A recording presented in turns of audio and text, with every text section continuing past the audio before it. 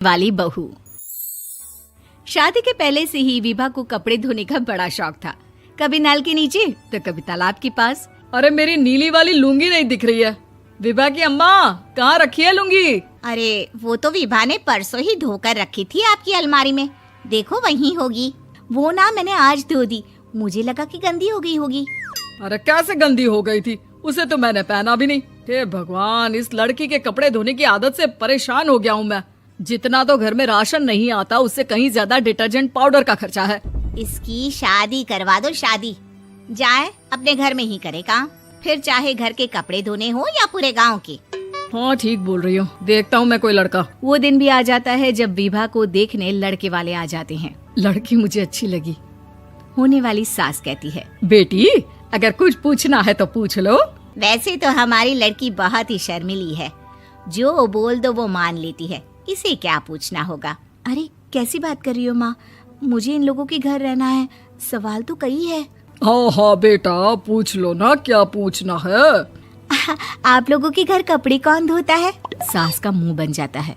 देखो, अगर तुम ये कहना चाहती हो कि तुम्हें कपड़े धोने नहीं आते तो सुन लो, कपड़े मैं ही धोती हूँ, लेकिन तुम्हारे आ जाने के बाद मैं रुमाल तक नहीं धोऊंगी। अरे चुप रहना भाग्यवान, बहू बेचारी घर आई नहीं, उसे डराना शुरू कर दिया। वो क्या है ना बिटिया, अभी तक तो ये कल्लू की माँ ही धोती थी, लेकिन अब तुम्हारे पापा तो दहेज में वॉशिंग मशीन देंगे ही। तभी विभा की माँ बोल पड़ती है, सवाल भी पूछा तो क्या। वैसे भाई साहब, मशीन की तो फिर भी कपड़े धोने की कैपेसिटी होती है। मतलब जो बिटिया दे रहे हैं ना विभा, इसे कपड़े धोने का बहुत शौक है। ये आप लोगों के क्या, आस पड़ोस गांव मोहल्ले सबके कपड़े धो दे और उफ तक ना करे। बाहर देखा नहीं आपने कितने कपड़े सूख रहे हैं? सब हमारी बिटिया ने ही तो धोए हैं। बस भी करो ना माँ, शर्म आ रही इतनी तारीफ सुनकर। और तो और एक दाग निकाल कर दिखाओ तो मान जाऊँ। हाँ अच्छा, माफ करना बेटा, मैंने गलत समझा। हमें तो रिश्ता बहुत पसंद है। और ऐसे जुड़ जाता है रिश्ता कपड़े धोने का शौक रखने वाली विभा का। उसकी शादी हो जाती है कोयला फैक्ट्री में काम करने वाले कल्लू के साथ। शादी के बाद अचानक विभा चिल्लाती हुई सास के पास आती है। सासू माँ, अरे सासू माँ कहाँ है आप? ये तो धोखा है, धोखा दिया आप लोगों ने मुझे। इसे ससुर के चक्कर के बारे में पता चल गया। अरे तो उसमें तुझे क्यों धोखा मिला है? अरे नल में पानी नहीं आता, कपड़े कैसे कब धुलेंगे?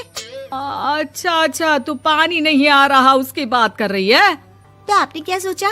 कुछ नहीं। अच्छा, तेरी माँ ने कहा था कि कपड़े धोने का शौक है तुझे, याद आया मुझे। शौक बोलकर कपड़े धोने वाले मेरे जुनून को कम ना आके सासू माँ, कपड़ा धोना मेरा गुरूर है।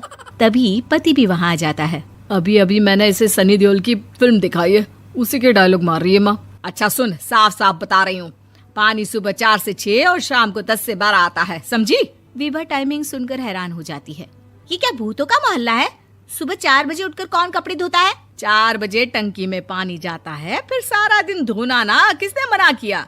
अरे कैसी बात कर रही हैं? 200 लीटर की टंकी में कितने कपड़े धो लूंगी मैं? सुबह ही उठ जाऊंगी मैं। अब क्या था, विभा सुबह 4 से लेकर रात के 12 बजे तक कपड़े ही धोती रहती। एक रोज सास पड़ोस से निकलकर कहीं जा रही होती है कि साथ वाली कहती है, हाँ कल्लू की माँ, जरा ये बताओ कि 2 साड़ी है, 2 ब्लाउज और एक पेटीकोट और एक नाड़े वाला लंबा कच्छा। हाँ तो? अरे तो क्या, कितना लोगी धुलाई ये बताओ। धोबन दिख रहे हैं हम क्या? हमारे पति सरकारी नौकरी से अभी रिटायर हुए हैं और बेटा सुपरवाइजर है कोयला फैक्ट्री में।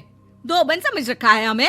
हाय रे कल्लू की अम्मा, माफ कर दो, वो तो मोहल्ले में यही सब बता रहे थे कि तुमने बहू को कपड़ा धुलवाने के काम में लगा दिया है। सास को पड़ोसन की बात सुनकर गुस्सा आ जाता है। वो घर पहुंचती है जहां घर के बाहर ही इतने सारे कपड़े सूख रहे होते हैं जितने कि किसी धोबन के घर पर। अरे ओ कल्लू की दुल्हन, बाहर निकल।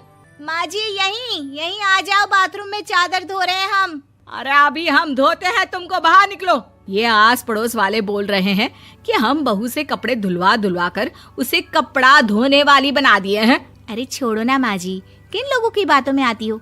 आस पास के लोगों का तो काम ही होता है कि वो किसी तरह सास बहू को लड़ा दे। बहू सारे घर के कपड़े धोती है, ये क्या कम है? बोलिए। सास को भी लग जाता है कि वो बहू का ये सनकीपन नहीं छुड़वा सकती, इससे अच्छा है कि खुद ही चुप हो जाए। एक रोज सास और बहू मंदिर जाते हैं, जहाँ सास की साड़ी वहाँ खड़ी भीख मांगने वाली से मिलती है। माँ जी क्या बात है, आपकी साड़ी उस भिखारन से कितनी मिल रही है ना? हाँ हाँ देखो तो दोनों की साड़ी मिल रही है। क्या बात है कल्लू की अम्मा, तुम खुद को तो अफसर की बीवी बताती हो और ऐसी सिंपल सी प्लेन साड़ी पहनकर घूमती हो। सिंपल और प्लेन नहीं है ये साड़ी। तो क्या सोने के धागे से फूल बने हैं? कुछ भी सासू माँ, कुछ भी। हाँ बने थे इस साड़ी में सोने के धागे से फूल। मेरे पति लेकर आए थे मद्रास से स्पेशली मेरे लिए 10,000 की। ताहे भाई साहब इस भिखारन के लिए भी सेम टू सेम साड़ी लेकर आए होंगे 10,000 की। सास उस वक्त तो कुछ नहीं कहती, लेकिन बहू के साथ घर आती है और अलमारी से एल्बम निकाल कर लाती है। ये साड़ी देख रही है, ये वही साड़ी है जिसे मैंने अभी पहना था। इस साड़ी में ये जो चमकदार फूल दिख रहे हैं ना, ये सोने के धागों से काढ़े गए हैं। लेकिन तू लोकल वॉशिंग मशीन ब्रश से घिस घिस कर सारे फूलों को निकाल कर साड़ी प्लेन कर दी। मुझे माफ कर दीजिए सासू माँ। और तो और, जब मैंने तुझे तेरी गलती के लिए कुछ नहीं कहा, लेकिन तूने तो सबके सामने मेरा मजाक ही बना दिया। क्यों? बहू को समझ में आ जाता है कि अब से उसका कपड़े धोना बंद।